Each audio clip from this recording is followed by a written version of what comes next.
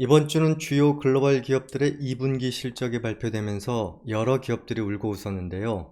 그중 가장 많은 관심을 받은 기업, 바로 애플입니다.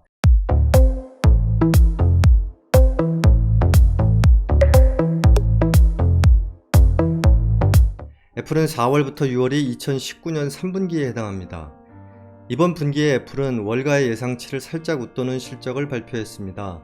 특히 2분기 연속 감소세를 보였던 애플의 매출이 증가세로 반전했다는 점에서 의미가 있습니다. 애플의 3분기 매출은 총 538억 달러, 우리 돈으로 약 64조 5,800억 원 규모입니다. 이 수치는 지난해 같은 기간 534억 달러에 비교하면 불과 1% 증가한 것이지만 어쨌든 2분기 내리 이어진 마이너스 성장세를 플러스로 돌렸다는 점에서 주목할 만합니다.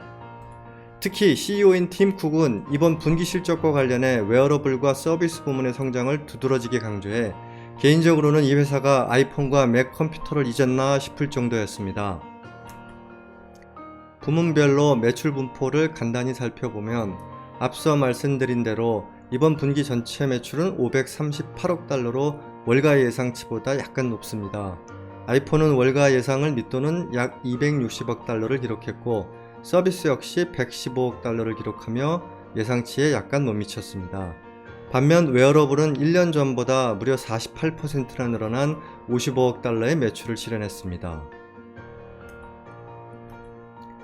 이번 분기 애플 실적의 효자 노릇을 톡톡히 한 웨어러블은 애플 워치, 에어팟, 그리고 최근 인수한 헤드폰 업체 비츠 제품 등이 포함됩니다.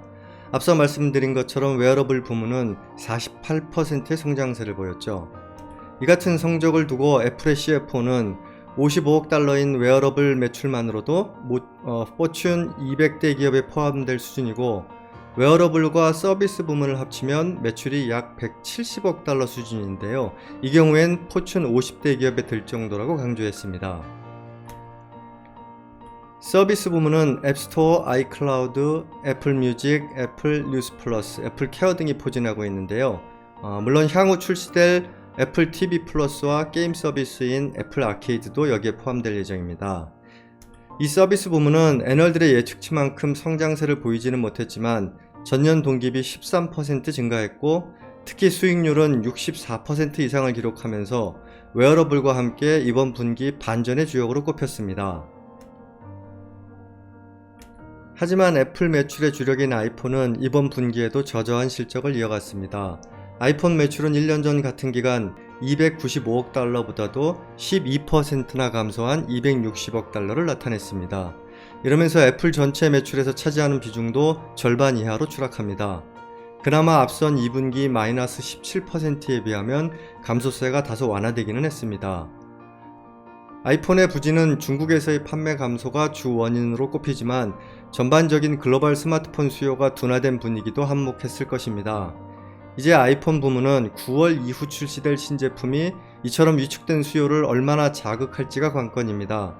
비록 퀄컴과 5G 아이폰 작업을 진행 중이고 최근엔 인텔의 스마트폰 모뎀 사업부를 인수하는 등 5G 대응력을 키우고는 있지만 어쨌든 올해 5G 아이폰의 출시가 사실상 불가능하기 때문입니다. 따라서 가을 이후 선보일 제품들이 어떤 혁신적 기능과 서비스를 담고 나올지가 관심을 모으고 있습니다. 일각에서는 그동안 아이폰이 가격만 높이고 혁신은 없다는 혹평을 내려왔는데요. 이 같은 비판을 어떻게 극복할지 주목됩니다. 한편 아이폰이 고전한 대신 아이패드와 맥 컴퓨터는 전년 동기 대비 각각 8%와 11%씩 증가하며 애플의 체면을 세웠습니다. 오늘은 지난 6월로 마감된 애플의 3분기 실적에 대해 간단히 살펴봤습니다. 감사합니다.